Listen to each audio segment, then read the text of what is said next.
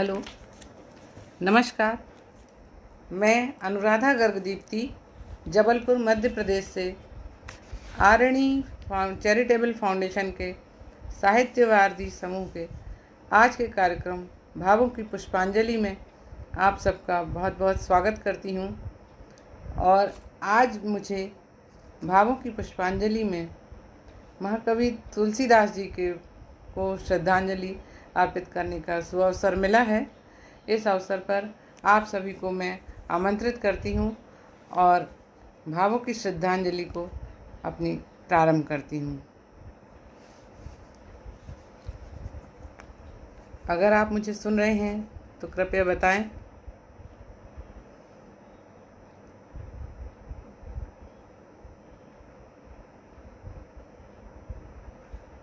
आज भावों की पुष्पांजलि में मैं महाकवि तुलसीदास जी को अपनी श्रद्धांजलि प्रेषित कर रही हूँ। इस कार्यक्रम में आप सबका बहुत बहुत स्वागत है। आज इस कार्यक्रम में मैं गीतावली के संदर्भ में महाकवि तुलसीदास को अपने कुछ भाव प्रसून अर्पित कर रही हूँ। आप सभी जानते हैं कि महाकवि तुलसीदास ने अनेकों ग्रंथ लिखे हैं, जिसमें सर्वप्रचलित है रामचरितमानस। मानस के अतिरिक्त उन्होंने अन्य और कई काव्य लिखे हैं। उन्हीं काव्यों में से आज एक गीतावली के ऊपर मैं आपसे चर्चा करूंगी। उम्मीद है आप मेरे साथ होंगे। अगर आप मुझे सुन पा रहे हैं तो कृपया मुझे बताएं।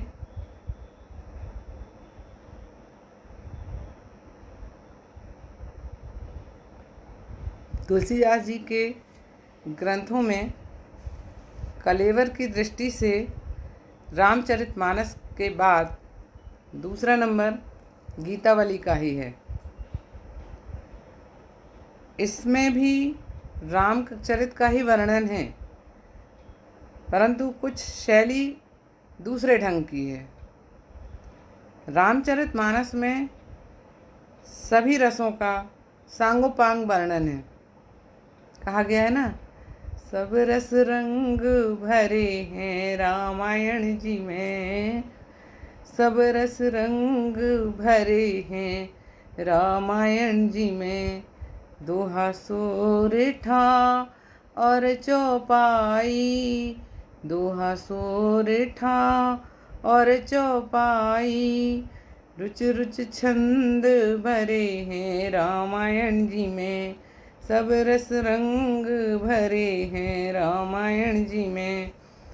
तो रामायण जो है अद्भुत काव्य है, रामचरितमानस, जिसमें अनेक भाषाएं और भाषा साहित्य से जुड़ी सभी विशेषताएं उसमें परिपूर्ण हैं।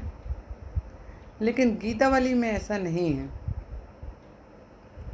गीतावली में अंत पर्यंत, आरंभ से अंत तक तुलसीदास जी का एक ही भाव है, दृष्टिगोचर होता है, और भगवान के रूप माधुर्य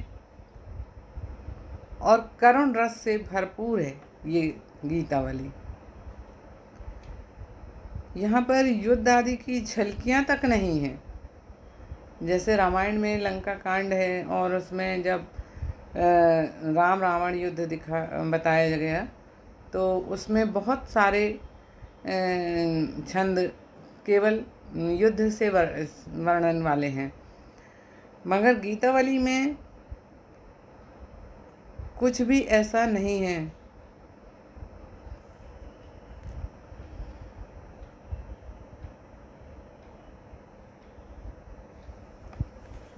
क्या आप मुझे सुन पा रहे हैं? कृपया बताएं। कृपया बताएं कि आप मुझे सुन पा रहे हैं।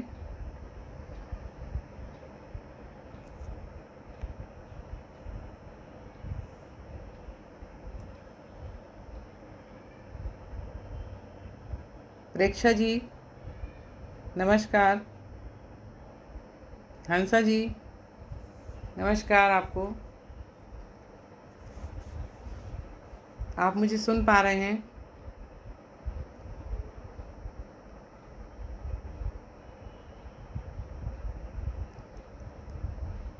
गीतावली में भगवान के रस, रूप और माधुर्य का ही वर्णन है। करुण रस का आस्वादन भी आपको इसमें मिलेगा। इसमें युद्ध की झलकियाँ तक नहीं हैं। यह ग्रंथ भक्ति रसज्ञ और साहित्य मर्मज्ञ के लिए धन है। अर्थात जो गीतावली में भगवान की चरित्र का वर्णन गीतों के रूप में किया है, और गीतों के रूप में केवल प्रेम, करुणा, माधुर्य, इन रसों का आपको उसमें आस्वादन मिलेगा। यहाँ पर युद्ध संबंधी कोई घटनाएं, कोई एक भी ऐसा गीत यहाँ नहीं लिखा गया है जिसमें ऐसा वर्णन हो कि जहाँ पर हमें रौद्र रूप या बीभत्स रूप के दर्शन हो। जबकि रामायण तो आप जानते हैं कि सब रस रंग भरे हैं रामायण जी में, दोहा सुरेठा और चौपाई, रुच रुच छंद भरे हैं रामायण जी में। गीतावली में तुलसीदास जी ने 7 कांड, और इसमें 7 कांड के साथ साथ जो वर्णन हुए हैं उनमें मानस के वर्णन से और इस वर्णन से बहुत ही अंतर है। जैसे रामचरितमानस में तुलसीदास जी ने प्रत्येक कांड के आरंभ में वंदना की है। समस्त देवी देवताओं की आराधना हम इसमें देखते हैं। इसमें और भी बहुत सारे प्रसंग जैसे शिव पार्वती विवाह है और रुद्राष्टक है, लेकिन गीतावली जो है वो विशुद्ध रूप से केवल राम की महिमा का गान है। वहाँ केवल आरंभ से अंत तक राम के जीवन के वर्णन सुनाई देते हैं। और इसके अलावा भरत जी का, कौशल्य जी का, जो कि रामचरितमानस में हमें कौशल्य जी का उतना एक भी वर्णन ऐसे करुण रस में नहीं लिखा मिलता। दशरथ जी का मिलता है, पर कौशल्य जी का जो वर्णन है बहुत ही मार्मिक इसमें दर्शाया गया है। और उतना ही उनके बचपन की वर्णन, रामचंद्र जी के बचपन का वर्णन, उनका रूप, माधुर्य और उनकी जो बचपन की खेल हैं, बचपन की नटखट बातें हैं, उन सब का वर्णन बहुत ही अति सुंदर तरीके से तुलसीदास जी ने इसमें गीत रूप में लिखा है। इसमें भी मानस के समान ही 7 कांड हैं। अयोध्या कांड, बालकांड से शुरू करते हैं और बालकांड में 108 पद हैं। अयोध्या कांड में 89 पद हैं। अरण्य कांड में 16 पद हैं। किष्किंधा कांड में 2, सुंदर कांड में 51 पद हैं। लंका कांड में 23 और उत्तर कांड में 38। इस प्रकार कुल 328 पदों से सुसज्जित है यह गीतावली। आप देख सकते हैं कि गीतावली जो तुलसीदास जी ने रचना की है, इसके पीछे भी बहुत सारे प्रसंग मिलते हैं। और आइए, अब मुझे यहाँ पर प्रेक्षा सक्सेना जी दिखाई दे रही हैं। नमस्कार प्रेक्षा जी। और संध्या जी भी दिखाई दे रही हैं। नमस्कार संध्या जी दीदी, आपको सादर प्रणाम, चरण स्पर्श। हंसा जी दिखाई दे रही हैं मुझे। नमस्कार हंसा जी। तुलसीदास जी को अपने भावों की श्रद्धांजलि अर्पित करते हुए आज हम उन्हें याद करते हैं।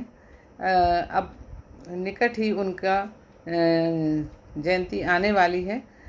सावन महीना लगने वाला है और ऐसा कहा गया है कि तुलसीदास जी का जन्म जो है वो श्रावण शुक्ल सप्तमी को हुआ था और संवत 1554 में इनका जन्म प्रयाग के पास बांदा जिला में हुआ था।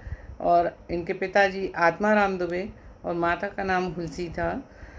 ये कहते हैं कि ये 12 वर्ष तक गर्भ में रहे और जब तुलसीदास जी का जन्म हुआ तो इनके मुंह में पूरे 32 दांत थे और ये रोए नहीं। जब इनका जन्म हुआ तो ये रोए नहीं, इनके मुंह से राम निकला।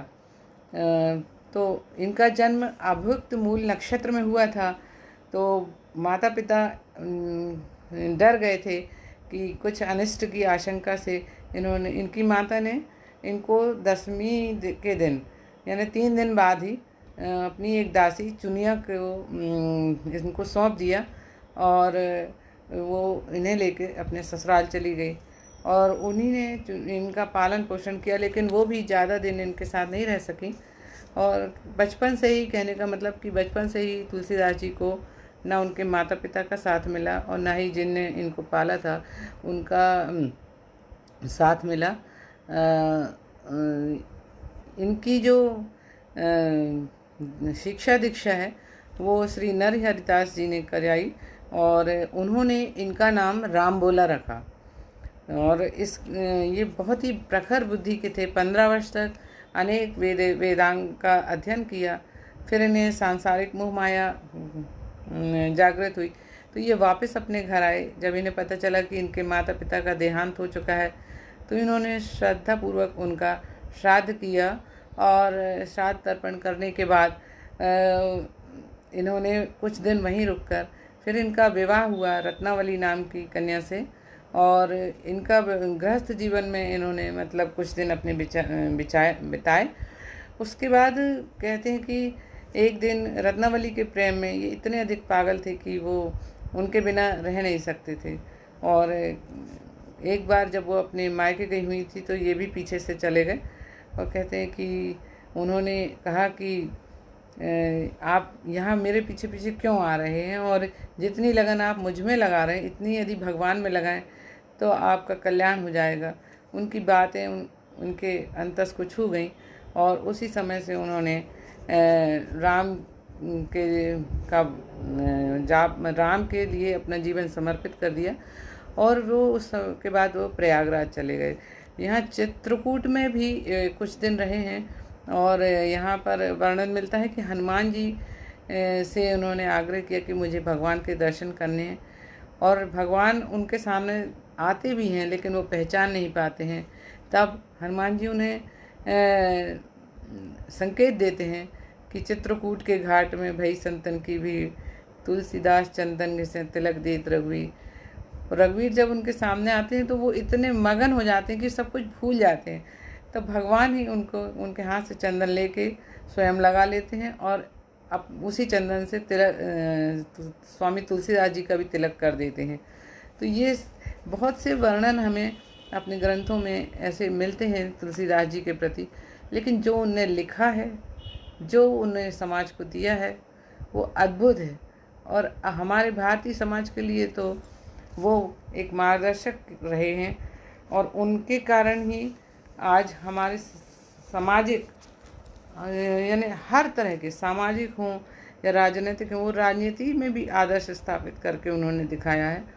और उन्होंने आज जो भावों की श्रद्धांजलि देने का मुझे अवसर मिला है तो इसमें मुझे कुछ प्रश्नों के उत्तर भी देने हैं।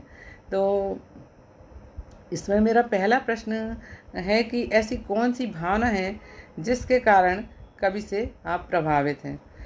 तो मैं कहना चाहूँगी कि तुलसीदास जी का समस्त काव्य समन्वय का महाप्रयास है। देखिए, हम बहुत सारी विचारधाराओं को सुनते और पढ़ते हैं, लेकिन समन्वय एक ऐसा शब्द है जो हमें बहुत गहराइयों से अपने अंतस को छू जाता है। और यही महाप्रयास महात्मा तुलसीदास ने किया है। भक्ति, नीति, दर्शन, धर्म और कला, इन सब का इनकी कृतियों में अभूतपूर्व संगम है। तुलसीदास जी ने अपने काव्य में आदर्श और व्यवहार का समन्वय, लोक और शास्त्र का समन्वय, गृहस्थ और वैराग्य का समन्वय उपस्थित किया है। उन्होंने कभी किसी का खंडन नहीं किया। जिन विषयों में उनकी आस्था नहीं थी उनको भी वे आदर की दृष्टि से देखते थे। रामचरितमानस में चौपाइयाँ, दोहे और अनेक प्रकार के छंद हैं। कवितावली में छप्पय और कवित्व शैली दिखाई देती है। गीतावली और विनय पत्रिका गीत शैली में लिखे गए हैं। ग्रामीण छंदों में पारिवारिक शुभ कार्यों पर गाए जाने वाले रामलला नहछू, जानकी मंगल, पार्वती मंगल, आदि की रचना की है। उनकी बहुमुखी प्रतिभा का परिचायक इससे अधिक क्या हो सकता है कि एक कवि अपनी समकालीन समस्त शैलियों में सिद्धहस्त हो। अब अगला मुझे एक और प्रश्न इसमें पूछा गया है कि ऐसी कोई जीवन की जुड़ी घटना जिसमें कवि की रचनाओं से आपको जुड़ाव लगने लगा। तो मैं आपको बताना चाहूँगी कि मैं जबलपुर से हूँ और जबलपुर में विप्र कुल परिषद और त्रिवेणी परिषद, ये दो संस्थाएं मेरे होशो हवास के अनुसार लगभग 50 वर्षों से कार्यरत हैं और तुलसी जयंती पर बहुत बढ़िया कार्यक्रम यहाँ पर हर वर्ष आयोजित किया जाता है। तो जबलपुर के साहित्यकारों में परम आदरणीय स्वर्गीय डॉक्टर गार्गी शरण मिश्र जी एवं आदरणीय श्री आचार्य भगवत दुबे जी प्रतिवर्ष तुलसी जयंती पर अनेक सांस्कृतिक कार्यक्रम आयोजित करते थे, जिनमें शाला स्तर पर प्राथमिक वर्ग, माध्यमिक वर्ग और उच्च माध्यमिक वर्ग के छात्रों के अतिरिक्त समाज में महिला मंडल और पुरुष मंडल और बाल मंडल, इन सब की रामायण की प्रतियोगिताएं होती थीं। और उन प्रतियोगिताओं में जब मैं छोटी थी तब मैंने भाग लिया और जब मैं बड़ी हुई तो उनमें मैं कभी कभी सहयोग के तौर पे उनमें मैंने पूरी अपनी सहभागिता दी है। और जब मैं भाग ली तो उस समय ये भावना रहती थी कि हमें ही जीतना है और उस कारण रामायण की बहुत प्रैक्टिस हुआ करती थी। तो बचपन से ही घर में माँ को भी प्रतिदिन रामायण का पाठ पढ़ते देखा और वो भी असर था। फिर साल भर में रामायण ख़त्म करते थे, साल भर के जो पारायण चलता है या मासिक पारायण, नवरात्रि में 9 दिन का पारायण, तो ये सब पारायण जब घर में और आसपास हमने ये वातावरण देखा है। गीतावली में पूरी रामायण ही है पर इसमें मानस के जैसे ही 7 कांड और 328 छंद हैं। इन सब चीज़ों का मेरे हृदय पर बहुत प्रभाव पड़ा और तब से मैं तुलसीदास जी के बारे में, अन्य रचनाओं के बारे में भी मुझे रुझान पैदा हुआ। और इसमें अगला प्रश्न है कि किन रचनाओं से कवि को अत्यधिक ख्याति मिली। ये सर्वविदित है कि तुलसीदास जी की ख्याति के बारे में यदि कहूँ तो सूर सूर तुलसी शशि उडगन केशव दास अब के कवि खद्योत्सम जह तह करत प्रकाश। उन्होंने अपने अगाध पांडित्य से 37 ग्रंथों की रचना की, परंतु नागरी प्राचारणी सभा काशी द्वारा प्रकाशित तुलसी ग्रंथावली के अनुसार उनके केवल 12 ग्रंथ ही प्रामाणिक माने जाते हैं, जिनमें रामचरितमानस, कवितावली, गीतावली, दोहावली, विनय पत्रिका, जानकी मंगल, रामलला नेचू, बरवे रामायण तथा हनुमान चालीसा प्रमुख हैं।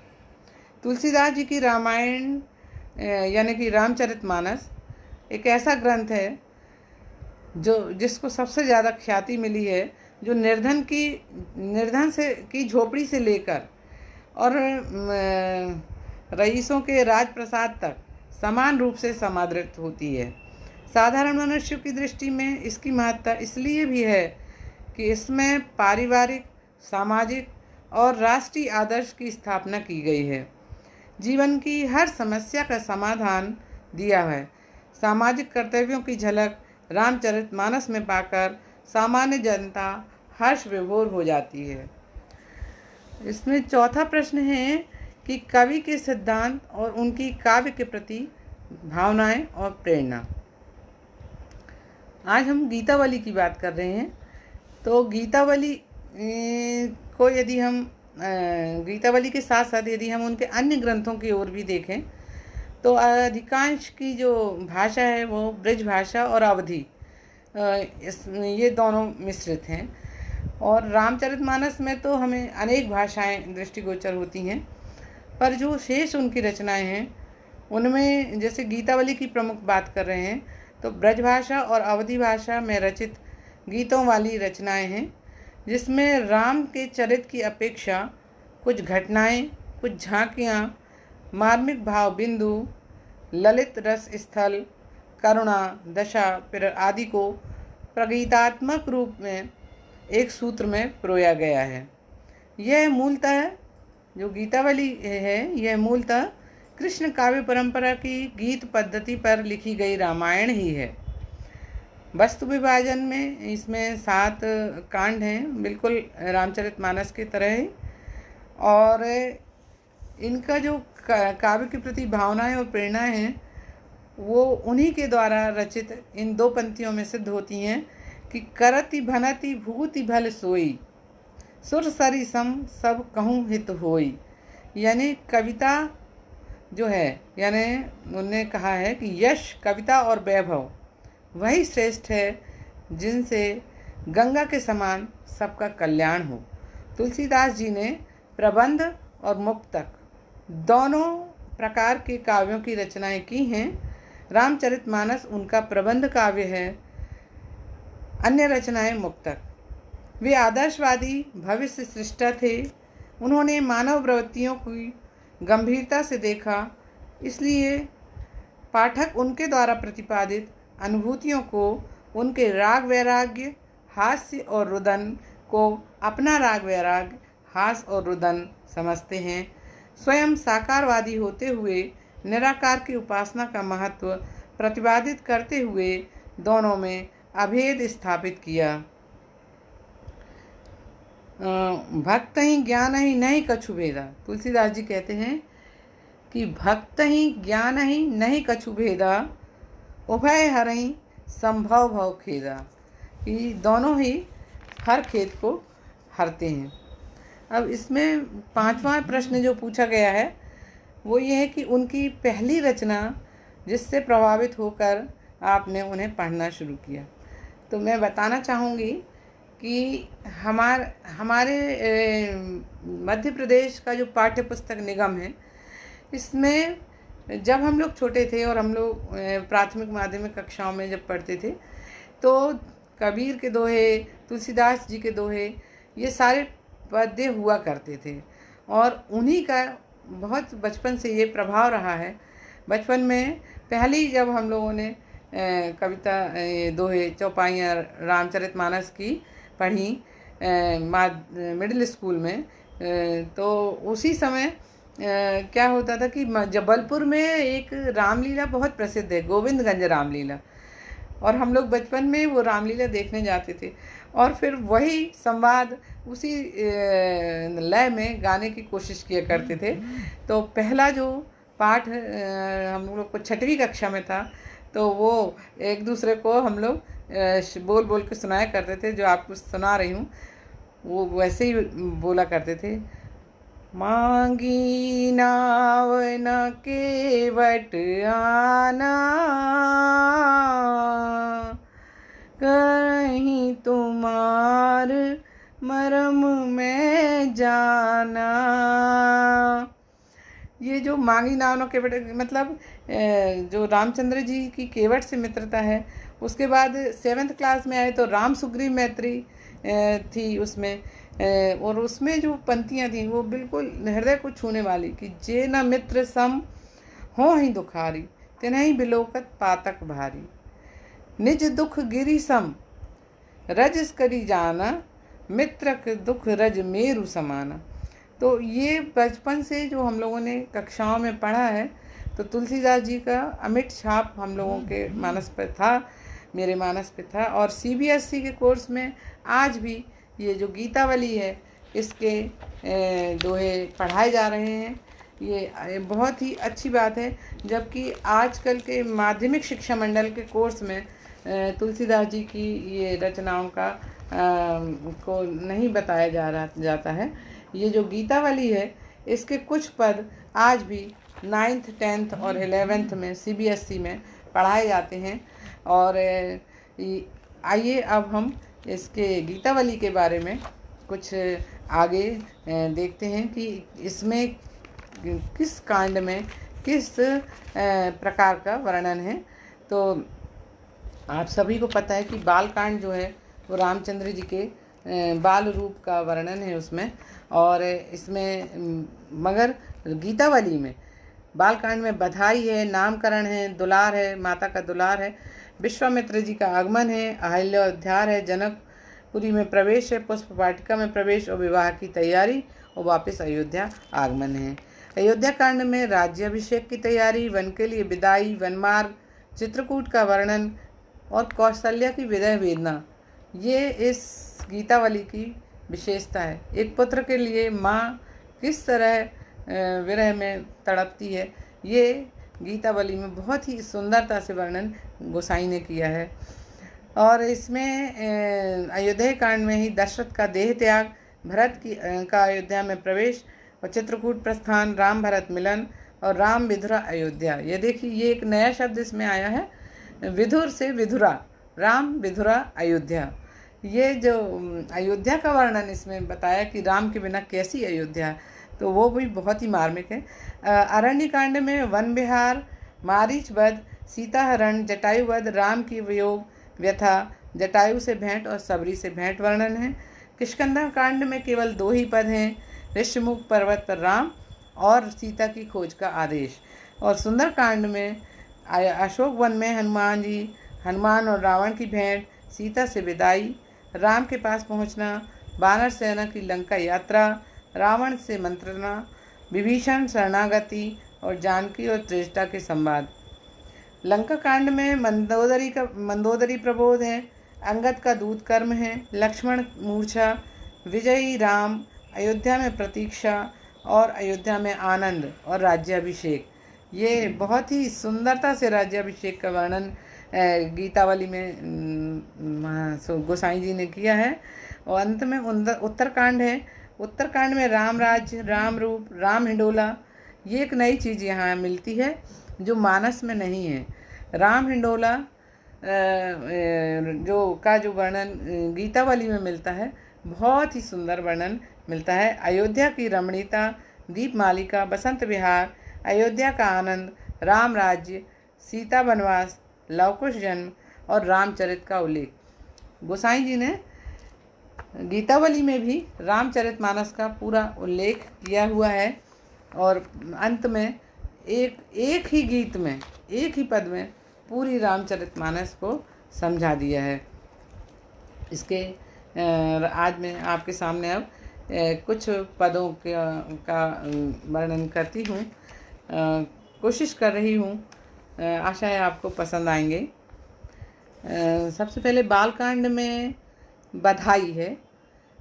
आज सुदिन शुभ घड़ी सुहाई, आज सुदिन शुभ घड़ी सुहाई, रूपशील गुण नाम राम नृप, भवन प्रगट भय आई। आज सुदिन शुभ घड़ी सुदाई, अति पुनीत मधुमास लगन ग्रह, बार जोग समुदाय, हर्षवंत चर अचर भूमि सुर, तन रुह पलक जनाई। आज सुदिन शुभ घड़ी सुहाई। ऐसे ही राम के जन्म पे जो सोहिला है उसका वर्णन सुनिए। 2 पंक्तियों में आपको सुनाती हूँ। सहेली सुन सोहिलो रे, सहेली सुन सोहिलो रे, सोहिलो सोहिलो सोहिलो सोहिलो, सब जग आज सहेली सुन सोहिलो, पूत सपूत कौशला जायो, अचल भयो कुल राज, चैत चारु नौमी तिथि, सित पख मध्य गगन गत भान, सहेली सुन सोहिलो रे। नखत जोग ग्रह लगन भले दिन, मंगल मोद निधान, व्योम पवन पावक जल थल दिशि, दसहु सुमंगल मूल, सुरदुंदभी बजावहीं गावहीं, हर्षहि वर्षहि फूल, भूपति सदन सोहिलो सुनी, बाजे गह गए निशान। जह तह सजहि कलश ध्वज चामर, तोरन के तुबितान। सींचि सुगंध रचे चौके गृह, आंगन गली बाजार। दल फल फूल दूध दधि रोचन, घर घर मंगल चार। सुनि आनंद उठे दस्यंदन, सकल समेत समार। यहाँ हर पद में तुलसीदास जी का दास्य भाव प्रकट होता है। तो देखिए अंत में ये कहते हैं कि शिव विरंची मुनि सिद्ध प्रशंसत, बड़े भूप के भाग। तुलसीदास प्रभु सोहिलो गावत, उमगी उमगी अनुराग। सोहिलो रे सोहिलो। ये बधाई के गीत सखी के को सुना के गाए जा रहे हैं। हर पद में तुलसीदास जी ने अंत में अपने दास भाव को प्रकट किया है। और यहाँ पर जब भरत जी आते हैं और माता से पूछते हैं कि राम कहाँ है, और जब वो बताती हैं कि राम वन को चले गए हैं, तो बहुत ही उन्हें दुख होता है। और वो अपने दुख को कैसे कहते हैं, जो पे हो मातु मते मह हो, जो पे हो मातु मते मह हो। तो जननी जग में या मुख की, कहाँ काली माध्यो हूँ, कहाँ काली माध्यो हूँ। अपनी माँ से कह रहे हैं कि यदि मैं अपनी माता के, कौशल्या जी से बोल रहे हैं कि यदि मैं अपनी माता के संग सहमत हो जाऊं, तो इस संसार में मैं अपने मुंह की कालिमा कहाँ धो सकूँगा। क्या कहते हैं आगे देखिए। क्यों हो आज होत सुचि सपथनी, कौन मानी है साची। महिमा मृगी कौन सुकृति की, खल बच विशेषण बाची। गही न जाति रसना काहू की, कहो जाहि जोई सूझे।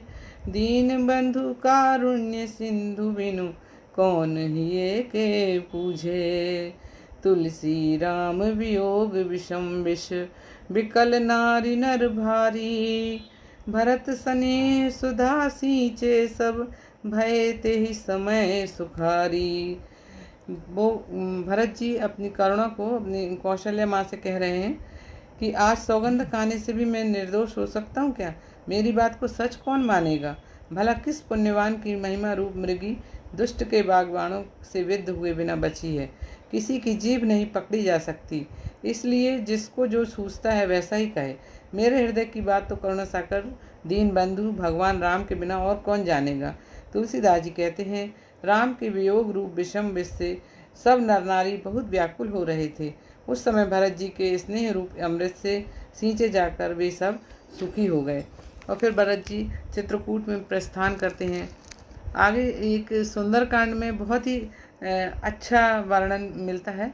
सुंदरकांड में जब हम मानस में पढ़ते हैं कि सीता राम हनुमान जी से बोलती हैं कि क्या राम मेरी कभी याद करते हैं, और बताओ मैं यहाँ में कहो कपि कही विधि राखो प्राणा, तुम्हों तात कहत अब जाना। तो ही देखी शीतल वही छाती, पुनि मोह कहूँ सोई दिन सो राती। वैसे यहाँ पर हनुमान जी से देखिए कैसे गीत रूप में कह रही हैं। कबहू कपि राघव आवेंगे, कबहू कपि राघव आवेंगे। मेरे नयन चकोर प्रीत बस, राकास सीत मुख दिखरावेंगे।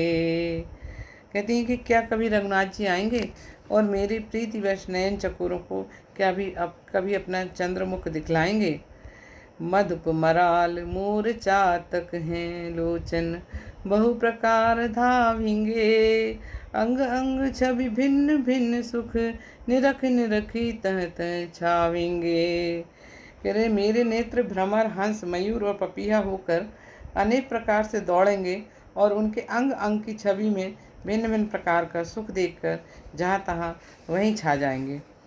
बहुत ही यहाँ पे गीतावली में हनुमान जी, तुलसीदास जी ने बहुत मार्मिक वर्णन यहाँ लक्ष्मण मूर्छा का भी किया है।